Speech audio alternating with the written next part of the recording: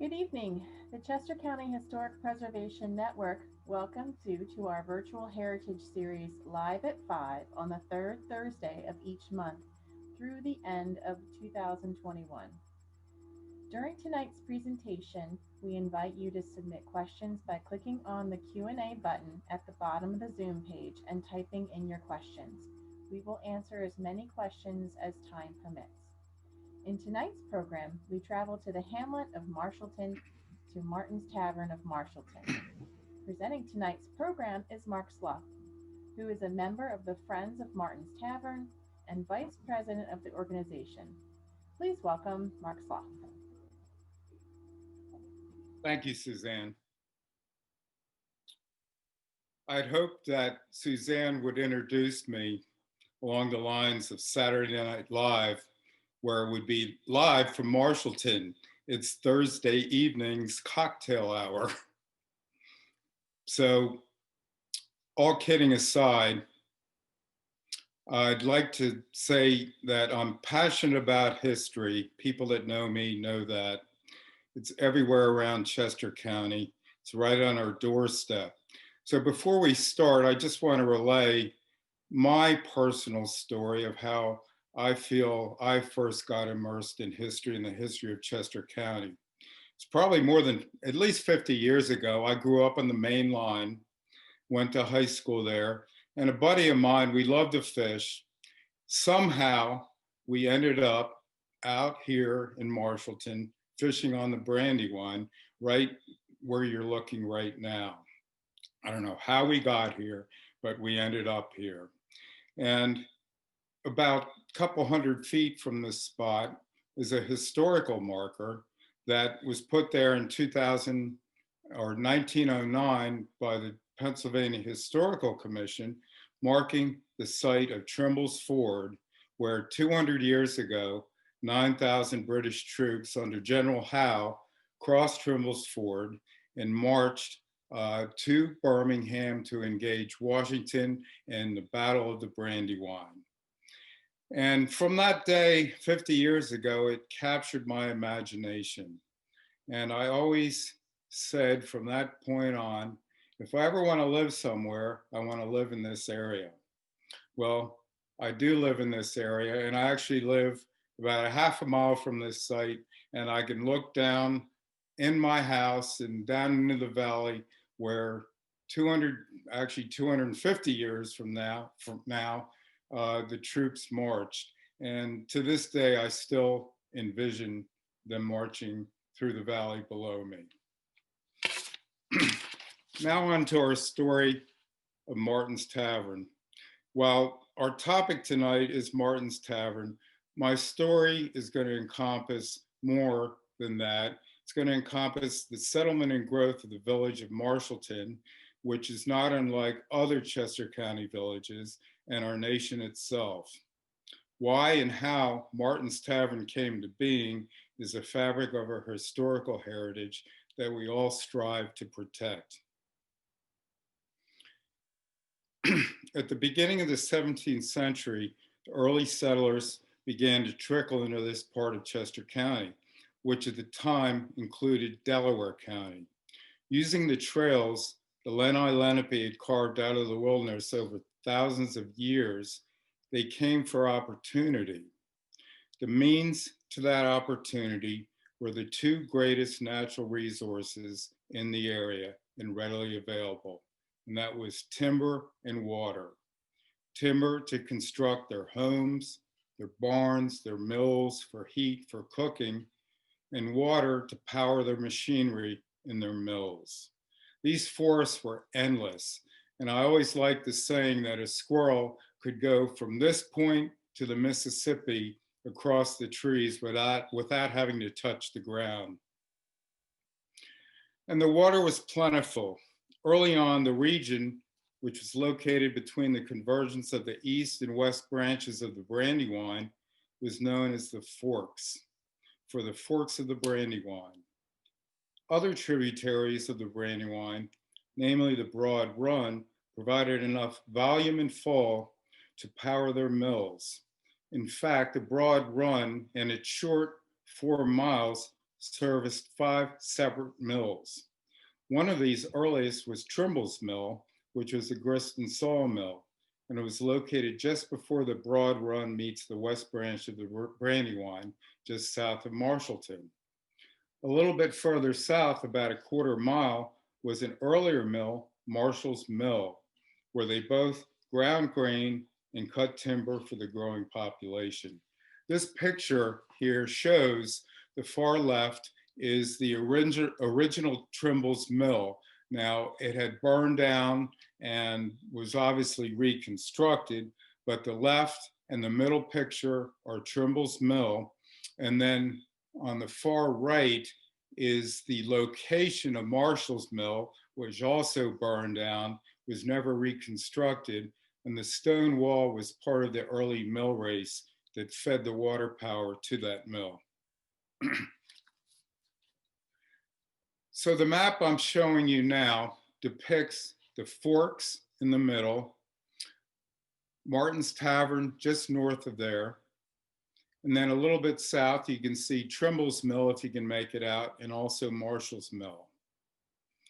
Just to the north of this region, in the upper far left, was the Great Valley.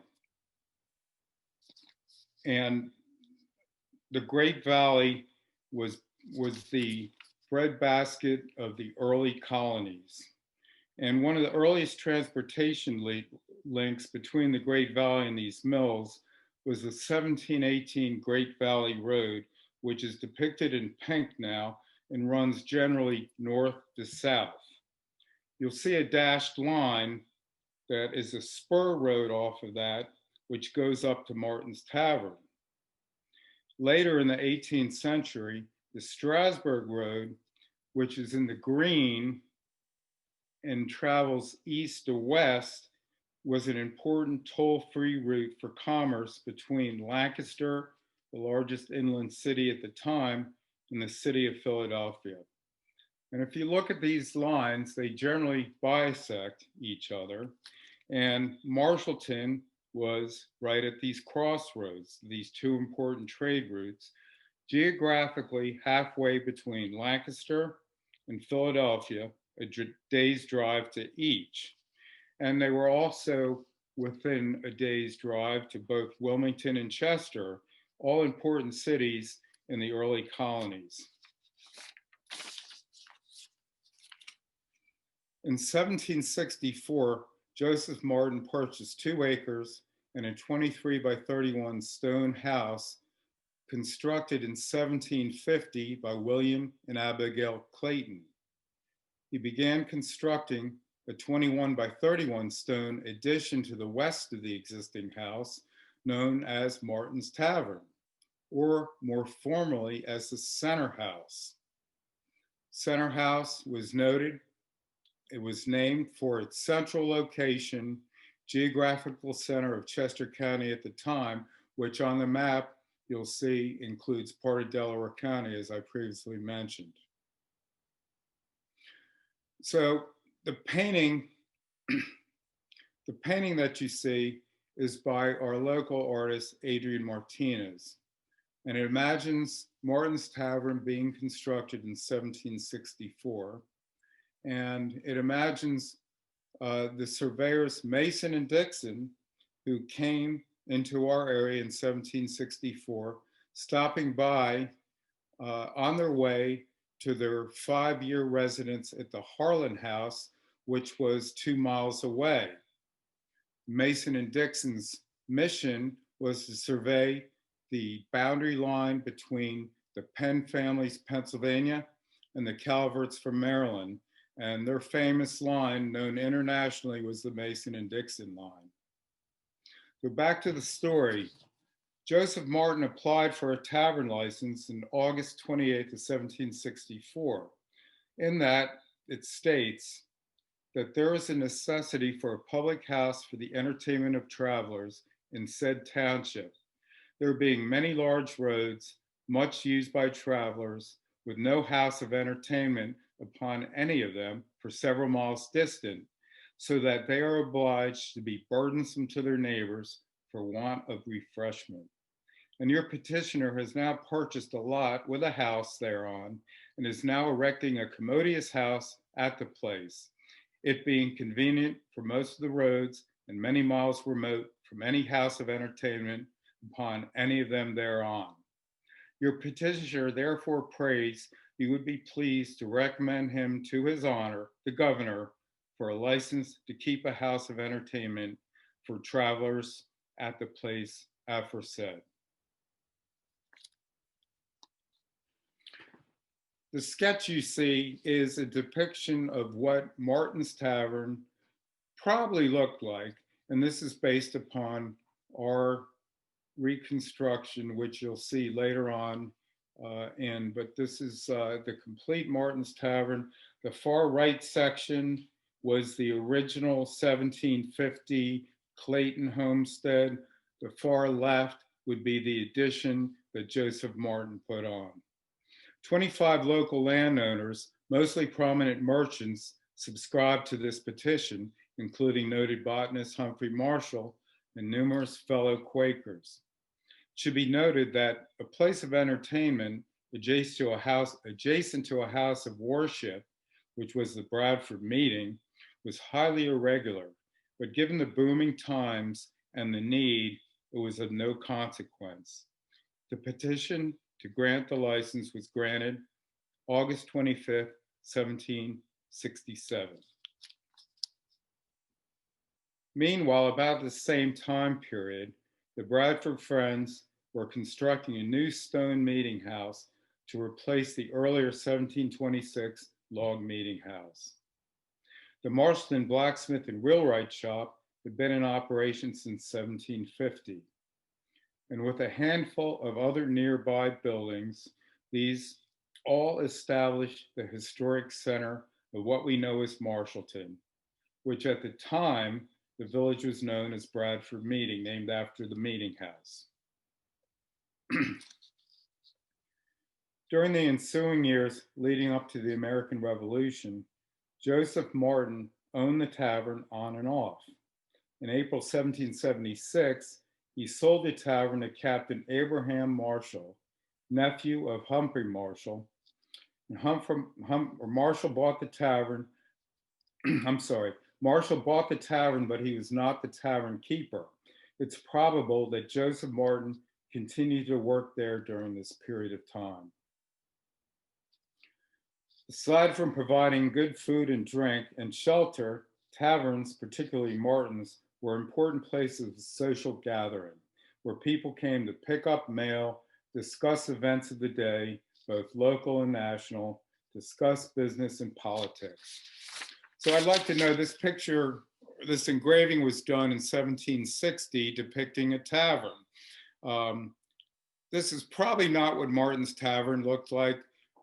This is a more genteel tavern, one that you might find in a city.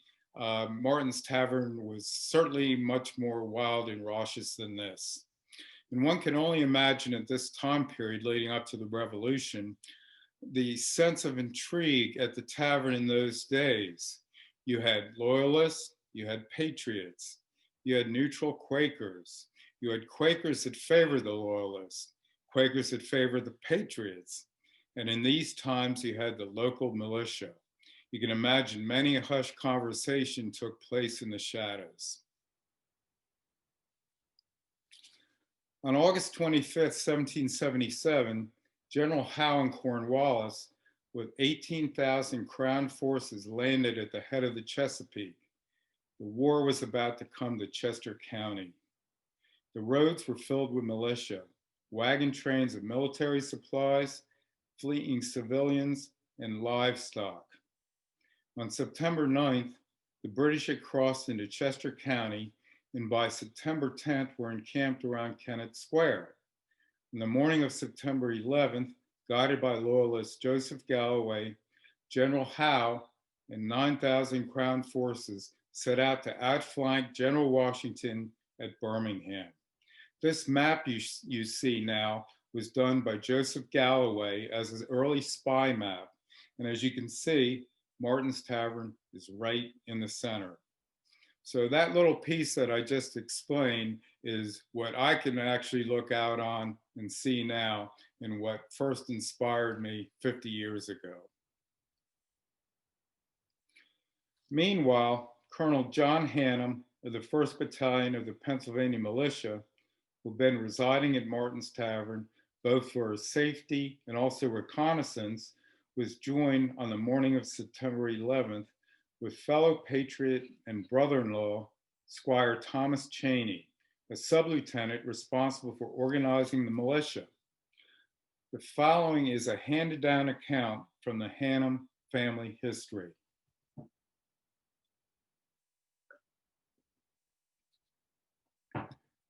At the time, the British Army invaded Chester County on its way from the head of the Elk to Philadelphia. Colonel Hannum resided at the Center House, now in the village of Marshallton, between the two branches of the River Brandywine. And on the night of September 10th, 1777, was passed by Thomas Cheney, Esquire, a relative of Colonel Hannum, at the house of the latter. At that perilous crisis, it was not deemed prudent for Squire Cheney to lodge at his own house. Next morning, being Battle Brandywine Day, the two set out together to visit the American Army, known to be in the vicinity of Chad's Ford. As they descended toward the west branch of the stream near Trimble's Mill and Ford, they discovered coming down the hills opposite a very numerous body of soldiers, evidently British. The picture in the painting that you see, once again, is done by Adrian Martinez.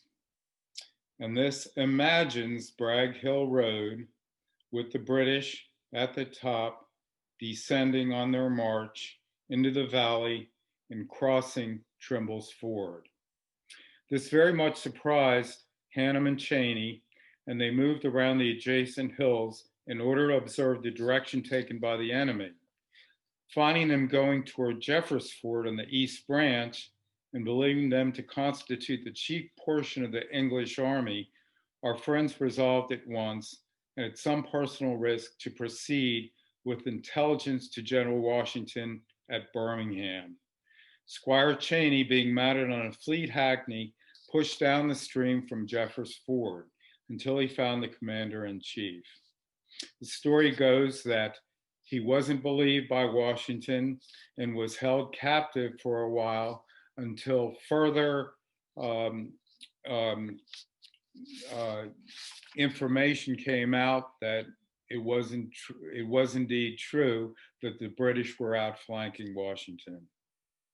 While the story of Squire Cheney is not historically substantiated, we locals like to think of Squire Cheney as a Paul Revere of the Brandywine.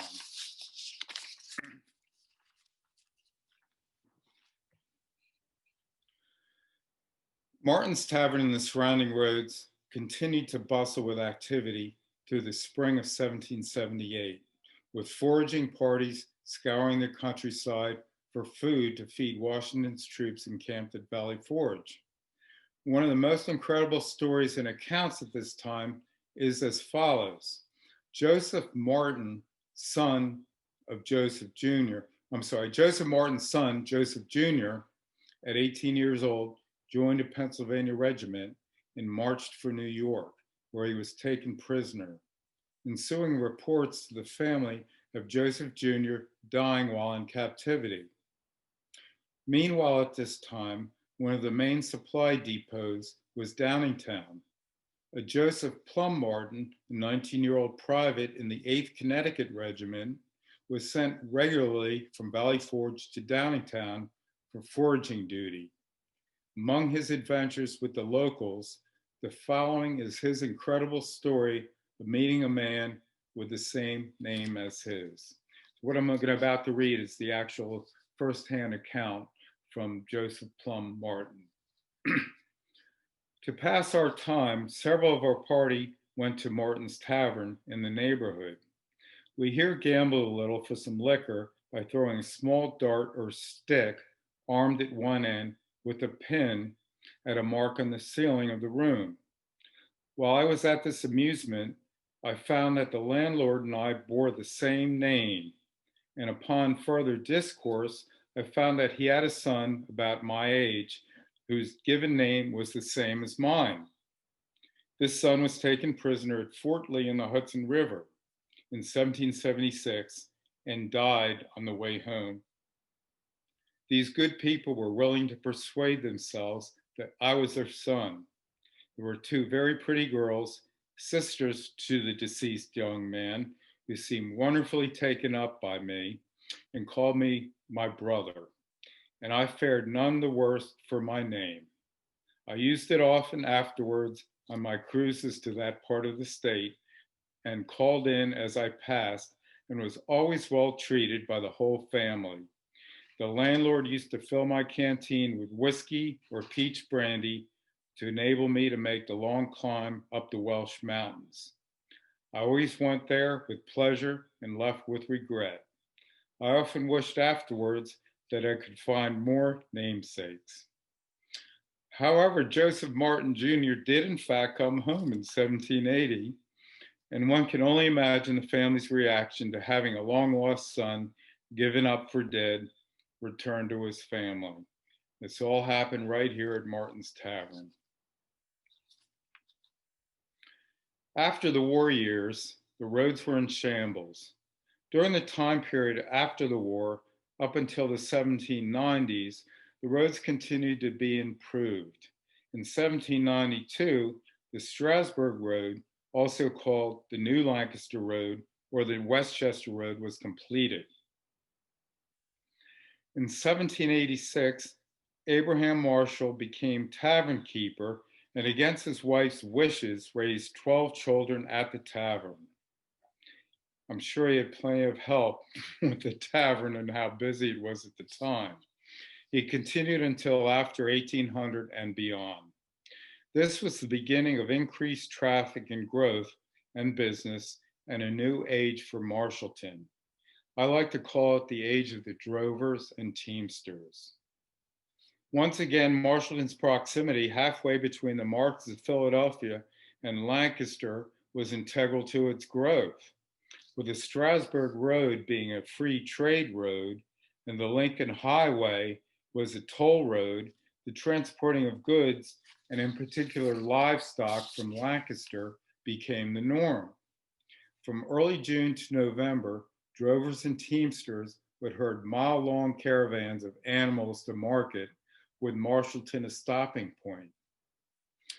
The following narrative aptly describes these times. It was cobbled together from firsthand accounts and my own imagination. Imagine Marshallton on a hot, blazing August day with creaking wagons and drovers on foot, herding thousands of livestock, being cattle, sheep, goats, chickens, and turkeys among them, in groups stretching for miles. Imagine the constant clatter of hooves kicking up clouds of choking dust, the smell of manure, urine, and sweat lingering in the air. All this mass of flesh camped at your doorstep for the night before starting the same process the next morning. In 1805, the post office came to Marshallton. It was at that time that Marshallton received its present-day name, named after Humphrey Marshall, who was a true Renaissance man of his day. Born in 1722 at the family home of Derby Down, early on, Humphrey Marshall was a stonemason.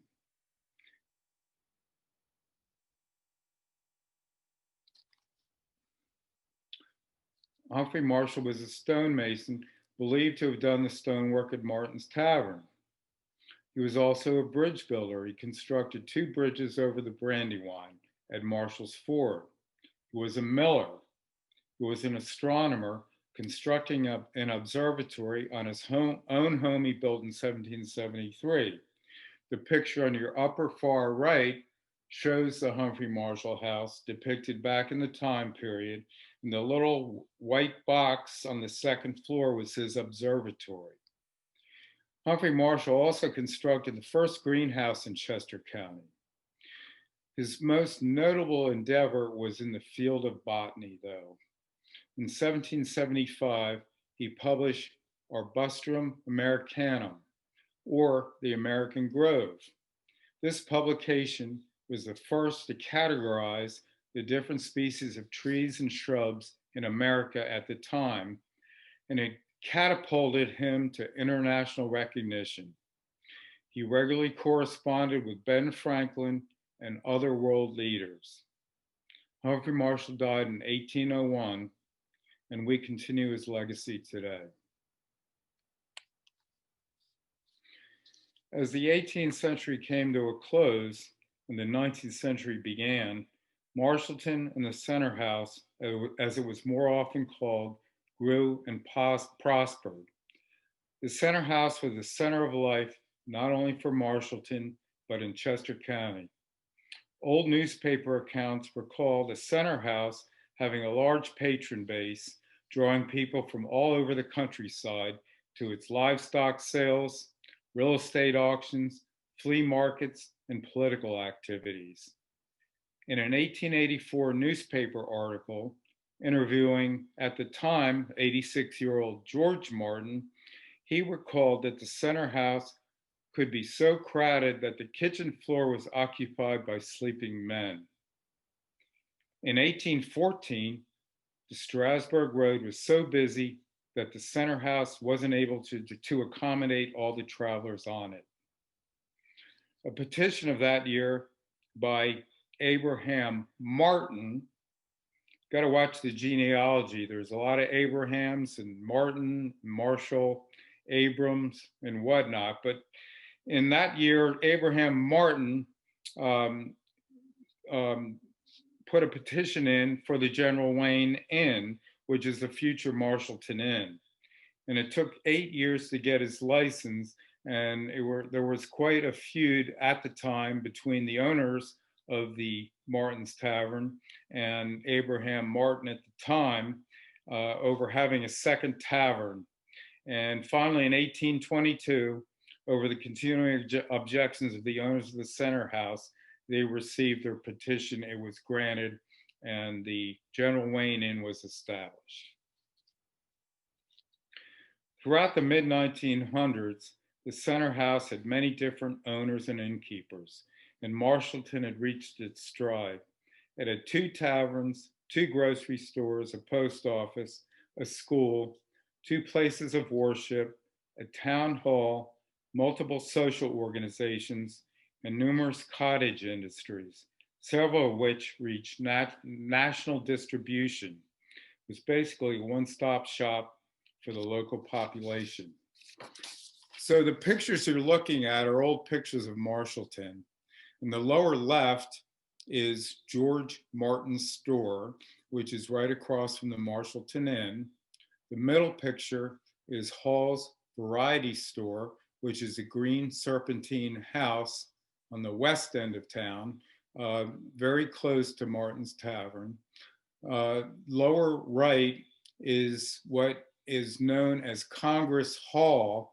The Lollers owned it and had a cigar factory there, or sold cigars out of this place.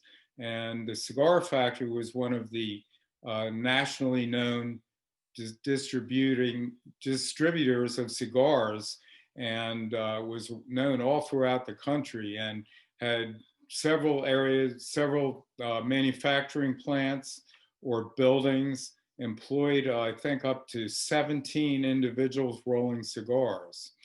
And then the top picture is one of my favorites. It's the view shed of Marshallton, looking basically from the Marshallton Inn due west. And if you superimpose today's Marshallton of this view over that, other than the road itself, it really hasn't changed that much. But things were about to change, especially for the Center House. In the 1870s, with the coming of the railroad and the trolley from Westchester to Downingtown, Marshallton was bypassed. To top things off, the growing temperance movement was a death knell for taverns in general. The center house continued to operate as a tavern until 1874, Robert B. Lilly being the last innkeeper. In an 1883 newspaper headline, "An old landmark removed," it stated that the center house is giving way to the march of improvements and now is in the process of demolition. Abram Marshall, that's Abram, not Abraham, the present owner, intends to build a hotel in its place. While we know the entire tavern was not torn down, as you will see, the demolition was extensive. This is one of my favorite pictures of all time in Marshallton. As the 19th century drew to a close and into the 20th century, Marshallton settled into a peaceful, quiet town with its stores and cottage industries serving the surrounding community. It was even said to be boring, where young people just got old. This picture is a view looking east on the eastern section of Marshallton, and it just epitomizes what Marshallton was like back then, peaceful and quiet, with the two girls strolling in the middle of the road, no traffic, and the chickens gathering in the center of the photo in the middle of the road at the end. This picture was probably taken about 1880. The center house underwent numerous transformations, including a restaurant, post office, general store, boarding house, eventually fading into disuse, disrepair, and abandonment, unrecognizable from its former glory. These pictures are from the 1940s and 1950s and give the perspective of what Martin's Tavern, which I don't even feel you could call it Martin's Tavern at that point. It was basically a boarding house, looked like at that time period. So the Friends of Martin's Tavern reclaims Martin's Tavern. In 2003, adjoining neighbors Linda Cott and historian and author Tom McGuire chatted about the abandoned eyesore between their properties. Tom McGuire believed the derelict building was built on the original foundation of the Martin's Tavern, long forgotten landmark in Marshallton history. Before long, Tom was digging into the past historical records, while Linda enlisted the help of local residents Bob and Elma Lang, with further help from Dave Davis and Curtis Cheney, formed the 501c3 nonprofit, the Friends of Martin's Tavern, with the purpose of reconstructing the historic tavern. Linda successfully negotiated the purchase of the property, while Tom researched and documented the colorful history of Martin's Tavern.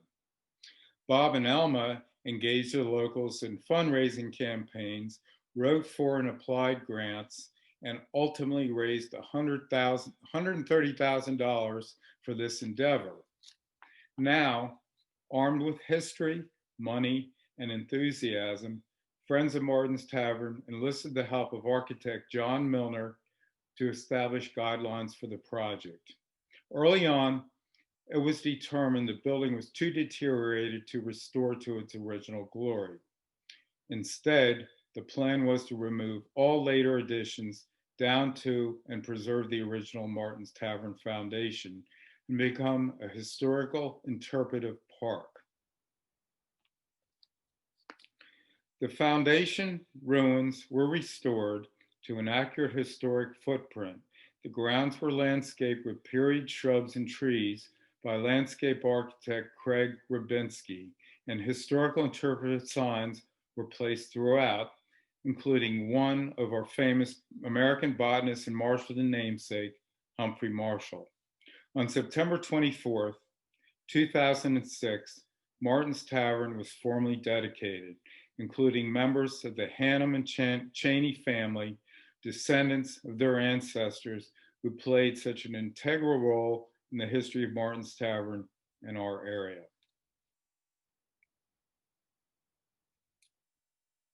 So now I have a real treat. We are going to play a tape for you. It's a short tape.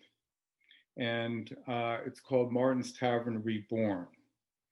Um, and it's going to document the work that the Friends of Martin's Tavern and the reclamation of Martin's Tavern.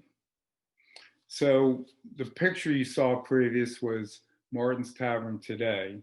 And I have a number of people that don't know anything about Martin's Tavern. They come into Marshallton and they ask me, where can I get a drink? Can I go to Martin's Tavern and get a drink or a dinner?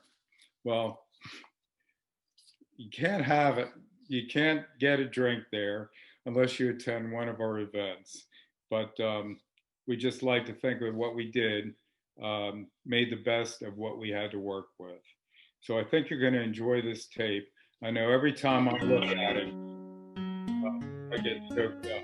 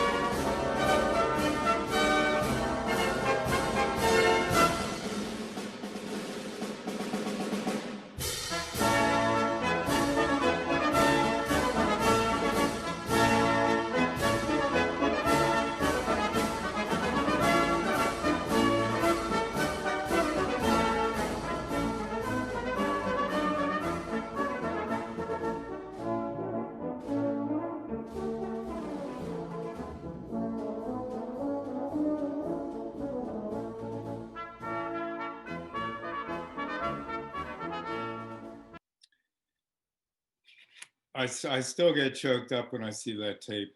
I wasn't around when Friends of Martin's Tavern first started. I know Bob and Linda are watching this and are viewing, and I just thank you for your foresight in their accomplishments. And this tape really speaks for itself for what you two have done. And also our other members, Alma Ling, David Davis, who I'm sorry to say both have passed on, and Curtis Cheney, and it was a group involvement. The heritage of Martin's Tavern exists today because ordinary citizens with varied talents came together to fulfill the dream of bringing the long lost history of Martin's Tavern to life and preserve for future generations. Since that time, Friends of Martin's Tavern was granted the stewardship of the Marshallton Blacksmith Shop, where we hold events and meetings. In 2016, Friends of Martin's Tavern paid for and erected the Trimbleville Historical Marker, which was the initiative for 14 additional markers along the Brandywine Battlefield Tour.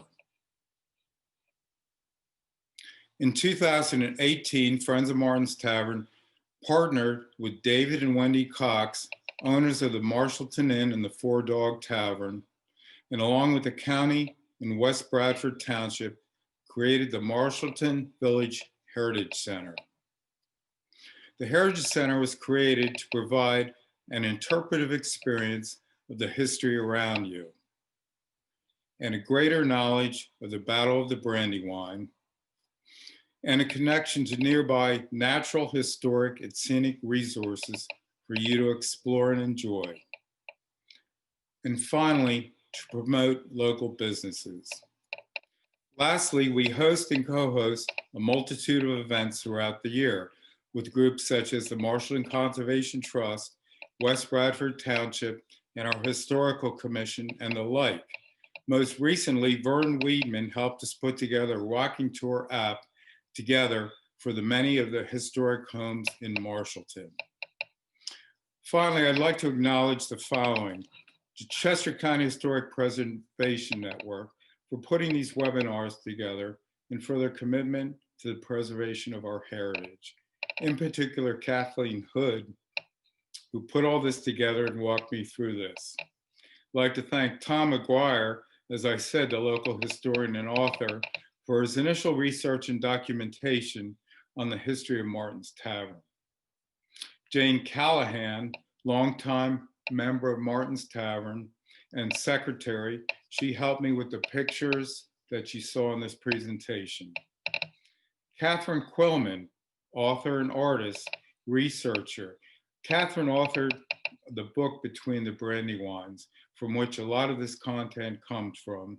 And she also provided me with a lot of these old pictures, which you saw at this presentation tonight. Adrian Martinez, a good friend. He's a local nationally known artist whose love of Chester County and its history is portrayed in much of his work. Adrian's currently working on a series of paintings depicting various aspects of the Battle of the Brandywine. And so last but not least, the gang you see in the picture, the members of Friends of Martin's Tavern, for their love and dedication to our community. We are a great bunch. We love what we do, and that's why we do it. So I have some final comments. In most of our endeavors, we partner with other organizations. Currently, Friends of Martin's Tavern is partnering with the Marshallton Conservation Trust, West Bradford Historical Commission on an oral history project featuring some of the elder statesmen and stateswomen, I had to be careful how I worded that, of Marshallton.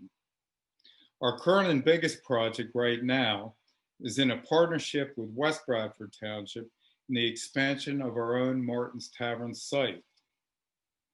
I'm sure that there are many listening right now that are part of historical organizations. We all need to work together and support each other in our endeavors. And that goes for local businesses and each other. Our own Heritage Center has both an area for brochures and a monitor to stream local events. Your groups are welcome to utilize this facility for the promotion of your groups and organizations and events. If you wish to receive further information on this or support Friends of Martin's Tavern through a donation, you can go on our website. It's noted on here under Friends of Martin's Tavern, or you can contact the Chester County Historical Preservation Network. I'd like to thank you, and it's been my pleasure to bring you the history of Martin's Tavern in Marshallton.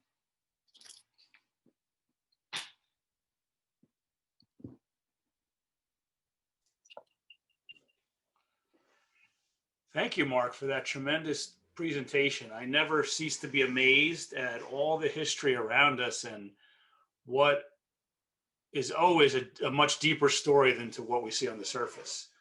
So Suzanne and I are going to feed you some questions here that we've received from the audience, and I have a couple of questions of my own.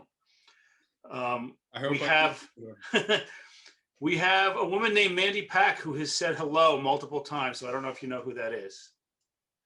Hi, Mandy. Okay. And we have, these pictures are great. Don't see any bulldozers tearing down the walls. And then Sue asks, do you have any plans to fully restore the tavern? Well, that's a good question. I've often dreamed about it and thought about it. And we don't have any concrete plans right now.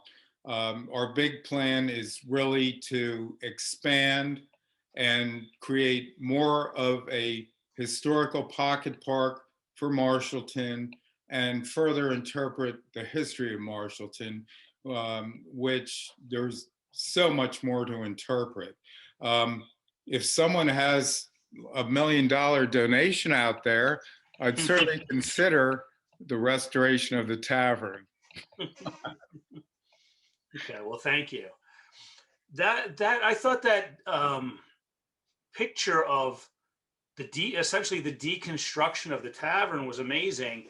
And I want to ask, were you or were the people associated with it able to identify the different additions and time periods to which that had been added on over the top?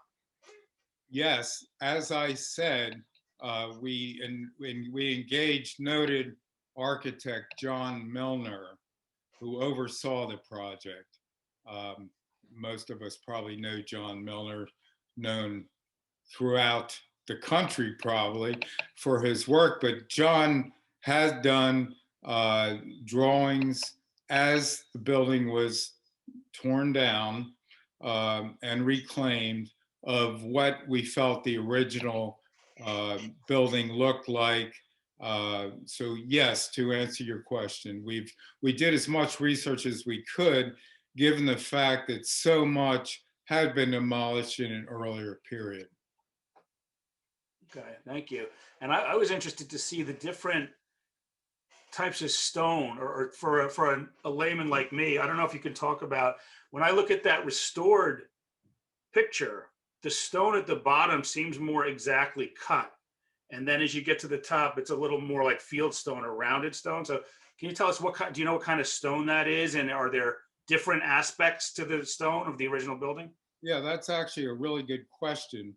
So first off, to answer your question, the front facade of that building is known as ashlar, A-S-H-L-A-R, and it's fine cut stone, as you mentioned, and it denoted a very high-end building for the time because it was constructed as such.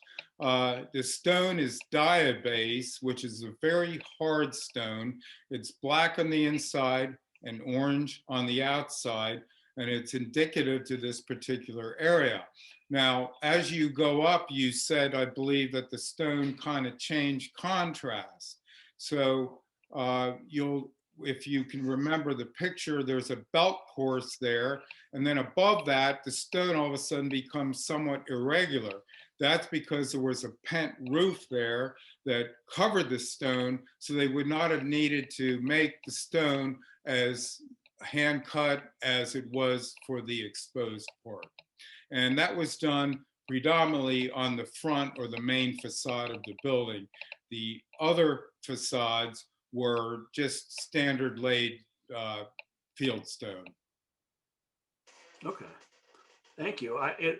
I guess it looked to me, at least from the picture, the modern picture before it was taken down, that the fine cut stone was still evident even as you drove by after the building had been in disrepair for years. And was that the clue? Otherwise, how would you know if people didn't know the history? Who, I know you said Tom McGuire kind of unearthed, helped to figure it out, but it's interesting. I wonder how you could even know there was a tavern there with all that stuff built on top of it.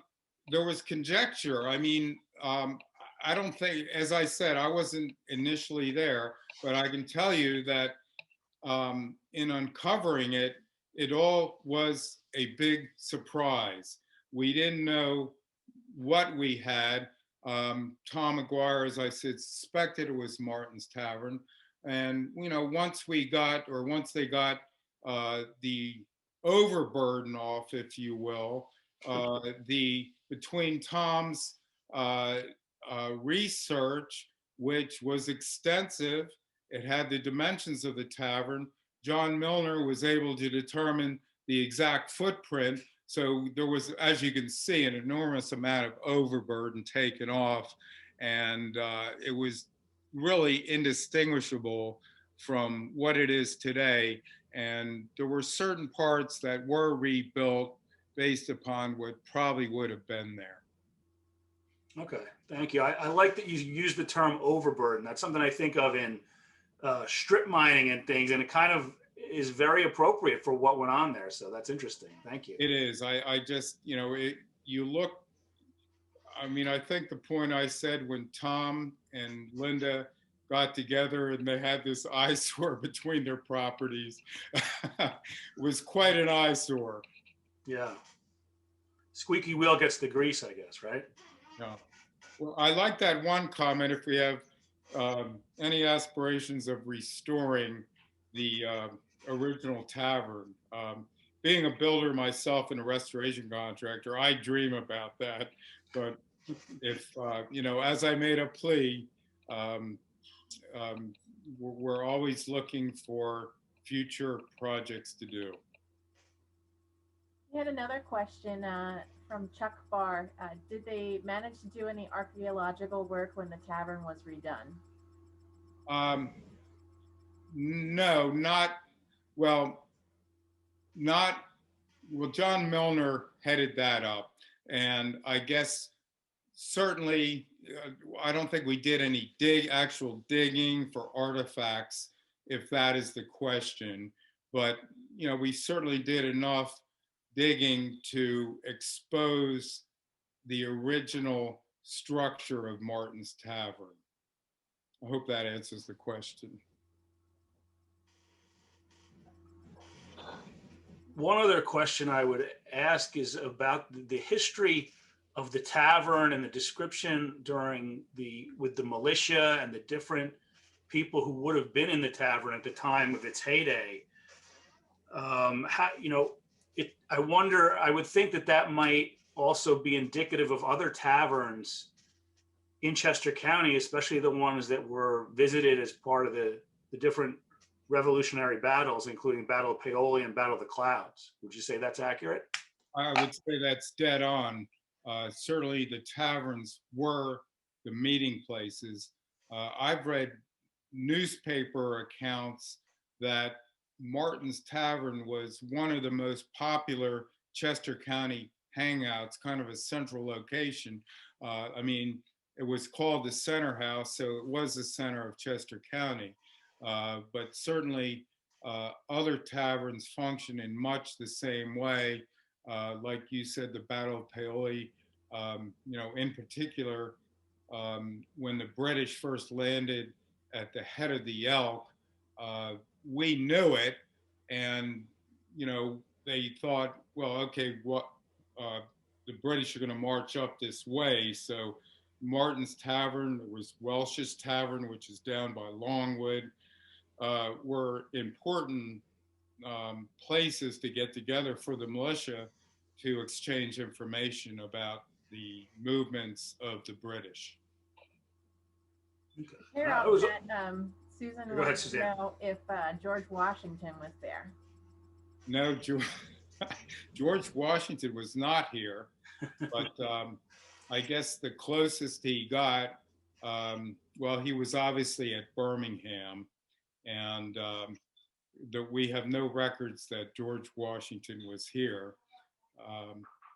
So I'm afraid not that I know of.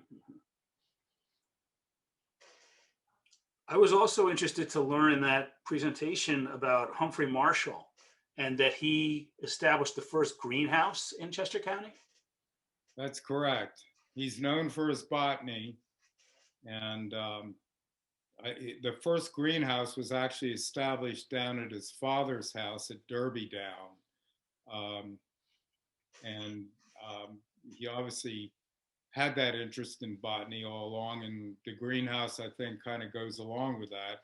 And he traveled all over the country, and he sent people all over the country to collect plant specimens. And he actually had a plant growing business that he sent seeds of various plants and shrubs from America over to Europe, and was probably more well known in Europe for his work in botany than he was here at the time. Wow. Yep. It's sort of kind of foreshadowed what was later to become, the later work of people that created Longwood Gardens and the estate there and everything. Actually, his cousin was John Bartram, who is probably a notch above Humphrey Marshall, but they certainly worked together and collaborated. I think John Bartram is known as the father of botany or whatnot, but he's a little more prominent than Marshall, but certainly they were related. They conversed and worked together in a lot of endeavors. And certainly Humphrey Marshall's original gardens at his house that he built were known throughout. As you said, possibly as a predecessor of Longwood Gardens. Yeah. Unfortunately, they're not there anymore. But someday that's another project that could be restored. Yeah. Is there any relation to Bartram's garden? Yes, the same. John Bartram and Bartram's Garden, which is in Philadelphia, which is quite a place to see. Yes. One other thing that I took out of the presentation, and thank you so much for such a comprehensive presentation, was that you said that the Marshallton Inn was originally called the General Wayne Inn. Yes, is that right? That's correct. And it just strikes me how many different General Wayne Inns we have around Chester County. That's correct. I get them mixed up, frankly. I don't think they were all operating at the same time here and there, because obviously the General Wayne Inn converted to the Marshallton Inn fairly quickly afterwards. But I've always been curious about that too. It's similarly, earlier in my presentation, I mentioned the Great Valley Road.